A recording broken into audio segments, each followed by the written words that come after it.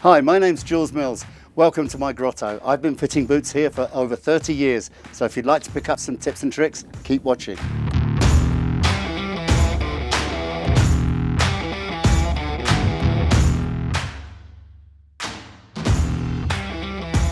So my customer has his boots. We've made a few modifications and everything's working great now. The last thing we're going to do here in 2 levels is to show you how to adapt the cuff to the leg shape. In this case here, we have a customer who's slightly bandy-legged, so we're going to remove the original oversized pivot here and replace it with a fully canting pivot, which is going to allow us to move the collar either outwards or inwards to best suit the shape of the leg of our customer.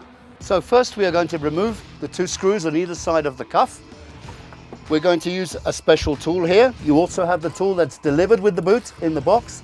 And if you have a pivot that's not screwed on, just riveted, you can also remove this just by grinding away the rivet from the inside.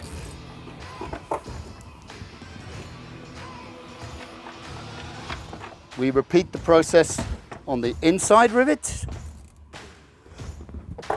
And once we have removed both the bolts, we can unlock and remove the collar from the lower shell. We are now going to remove some material from this outer oversized pivot to allow us to place the canting pivot correctly into place. For this, we're going to need a special tool which is available in your spare parts catalogue and also in the boot fitting kit that is available to your shops. We're going to take this small metal piece here and screw it into the pivot. You will need a 5mm Allen key or BTR key for this. We tighten this up, and then the drill part. We use a normal drill here, and with this drill we are going to remove the excess material that you can see on the outside of the metal cylinder. We can start to remove the plastic around the cylinder.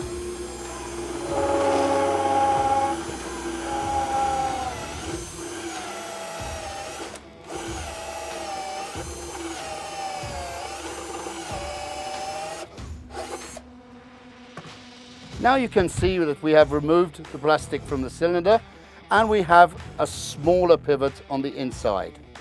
Right now we can knock off the dust and remove the cylinder. So once we have drilled out the 4 pivots, 2 on each boot, 1 on each side, we can remount the collar and use the proper canting pivots here to hold the whole boot together. When I place the collar back onto the boot,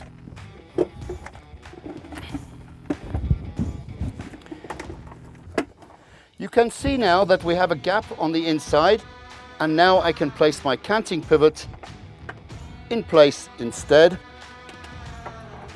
Screw it on. Here you will need a Torx T30 key. Once this one is tight, we can flip the boot over and start on the second. Now we have the canting bolt in position on both sides of the boot, on both boots. We can now move on to the process of actually adjusting the cuff shape so that it goes as well as possible with each particular customer's morphology, the shape of their legs. We are going to do this using this key, which also comes with your fitting kit. We can turn the canting pivot either up or down and thereby move the collar to the outside or to the inside of the boot. And if I loosen this slightly, now with the tool that is delivered with the fitting kit, we can change the angle of the boot by moving the canting pivot around. As you can see, when I move the canting pivot around, the collar goes up and down. We can do this on both sides of the boot to allow us to find the angle that is best for each customer.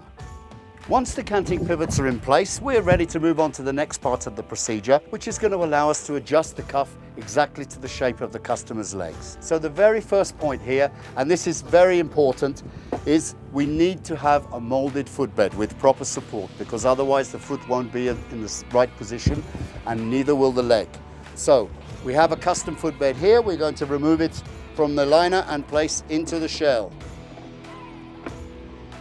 We do the same with the second footbed, and we are going to place the boots on a flat surface. It's a good idea here that your surface is as level as possible, but is perfectly flat and quite hard. Once you have them here, the boots here, we're going to ask our customer to get into the boots. We want to have both boots at the same level and about hip width apart. Then we close the collar and we ask our client to flex slightly forward. What we are looking for here is to have the cuff as centered on the leg as possible. And I think you can see here, we are much closer to the outside of the cuff than we are here to the inside. This is because, as I said, he is slightly bandy-legged. So what we need to do here is we need to adjust the collars so we move them outwards to get him as well balanced inside the boot as possible. So now we have adjusted the two collars. Our customer is back inside the boot.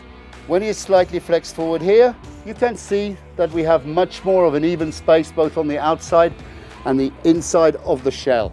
This will allow our customer to have a much better position, a much more restful position to ride a flatter ski and to turn with more ease. So in this episode, we've seen how to remove the oversized pivot and replace it with a canting pivot to allow us to perfectly align the cuff with the leg shape of each customer.